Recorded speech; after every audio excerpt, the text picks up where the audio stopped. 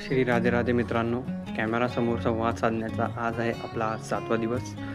तर आजचा टॉपिक असा आहे की आता सध्या कॉलेज सुरू होणार आहे. तर कॉलेज जेव्हा चालू होईल तेव्हा माझा दिवस एकदम हेक्टिक जाणार आहे. कारण दिवसभर कॉलेज, प्रॅक्टिकल्स, थेअरी लेक्चर्स असतात.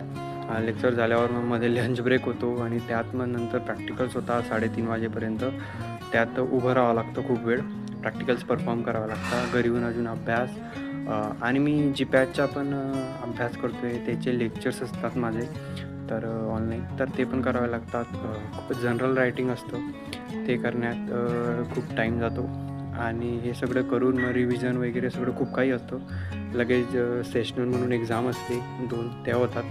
तर कॉलेज असणार आहे, तर मग त्यामध्ये खूप जास्त हेक्टिक दिवस जातील आणि खूप जास्त मेहनतही घ्यावी लागते. टाईम मॅनेजमेंट करावं लागतं. तर ते ह्यावेळेस ह्या 6व्या सेमपासून चांगलं करावं लागणार आहे. लवकरच कॉलेज सुरू होईल, त्यानंतर तेही व्हिडिओ येतील. धन्यवाद मित्रांनो.